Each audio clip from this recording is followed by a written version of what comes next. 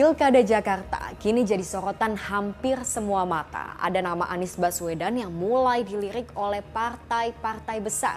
Ada juga nama Kaisang yang mengaku siap disandingkan sebagai bakal calon wakil gubernur Jakarta. Lalu bagaimana peluang keduanya? Kita diskusi.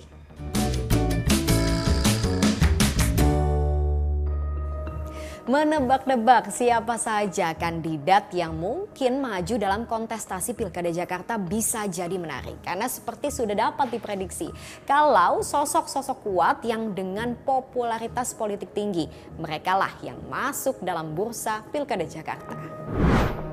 Terkini, ada mantan Gubernur DKI Jakarta Anies Baswedan yang resmi menerima pinangan PKB untuk diusung sebagai bakal calon Gubernur Jakarta. Hari ini kami datang ke kantor DPW PKB DKI Jakarta bersilaturahmi menemui Bapak Haji Hasbiullah Ilyas sebagai ketua dan seluruh jajaran. Tujuan silaturahmi ini adalah menyambut keputusan yang telah dibuat oleh PKB yang diumumkan kemarin. Kami sampaikan bahwa ini adalah sebuah kepercayaan, ini adalah sebuah amanah, dan kami sampaikan rasa terima kasih, rasa hormat, dan perjuangan untuk kita menghadirkan kesetaraan di Jakarta, insya Allah akan menjadi fokus utama kita.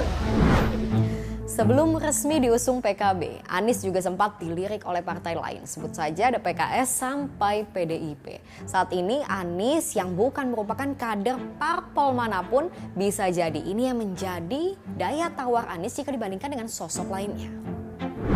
Dengan konteks sekarang ini di mana Pak Anies sebagai mantan Gubernur Jakarta dan juga runner up dalam Pilpres tahun ini menjadikan beliau ini sebagai sosok yang terdepan untuk bisa maju dalam Pilkada Jakarta di tahun ini.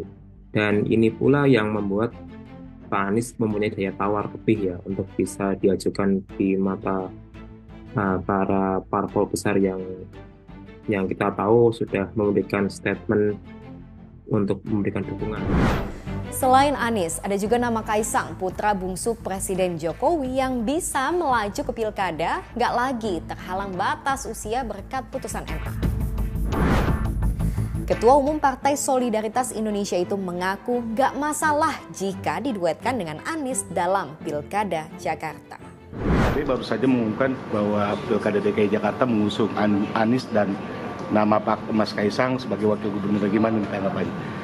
Ya nggak masalah, saya kira itu juga baik, dan kita lihat kan juga Pak Anies juga kalau kita lihat surveinya sekarang juga yang paling tinggi, jadi ya saya nggak masalah juga kalau nanti itu akan dipasangkan oleh Pak Anies. Tapi kalau melihat sejarah parpol pendukungnya, mungkin nggak ya?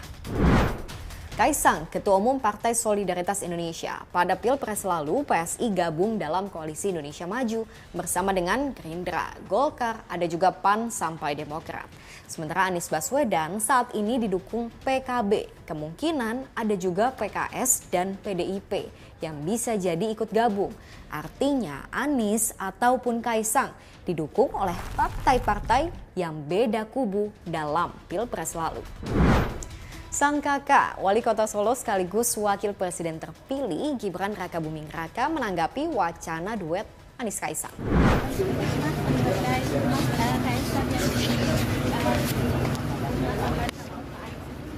Bagus itu bagus ya.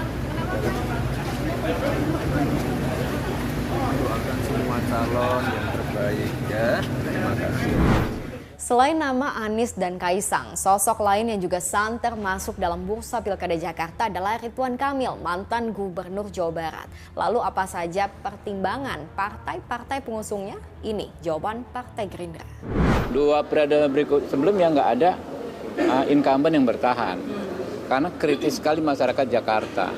Kita banyak janji tapi nggak perform, ya nggak maksimal, kita bakal nggak akan dapat kepercayaan lagi, gitu loh. Jadi kalau masuknya Pak Ridwan Kamil itu kan terhitung sosok baru, tinggal gandeng wakilnya siapa yang mendukung ya, bukan mengurangi ya, bukan membebani. Saya pikir peluang Pak Ridwan Kamil menang cukup besar.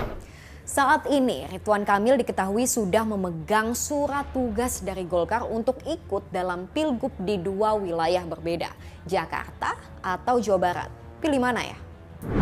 Gerindra akan mendorong RK. Saya kira masalahnya ada di RK ya. RK rasa-rasanya kurang begitu berminat untuk dicalonkan sebagai calon gubernur di Jakarta gitu.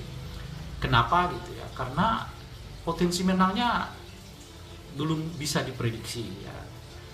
Kan dibandingkan misalnya kalau beliau di Jawa Barat. Di Jawa Barat kemungkinan menang cukup tinggi.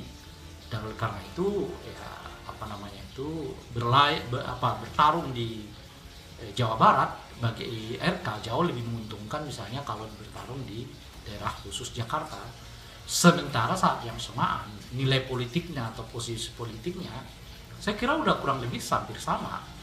Mau jadi gubernur di Jakarta atau gubernur di Jawa Barat, saya kira nilai politiknya sekarang ini ya sudah kurang lebih hampir sama, karena untuk Pilpres 2029 yang akan datang, saya kira Jawa Barat tidak bisa lagi diabaikan. Meski dalam waktu dekat Jakarta akan melepas statusnya sebagai ibu kota, tetap saja beban sebagai pusat bisnis dan perekonomian akan menjadi tantangan tersendiri bagi pemimpinnya nanti. Nah, menurut Anda gimana? Pemimpin seperti apa sih yang cocok untuk Jakarta? Saya Sylvia, lanjut diskusi di kolom komentar.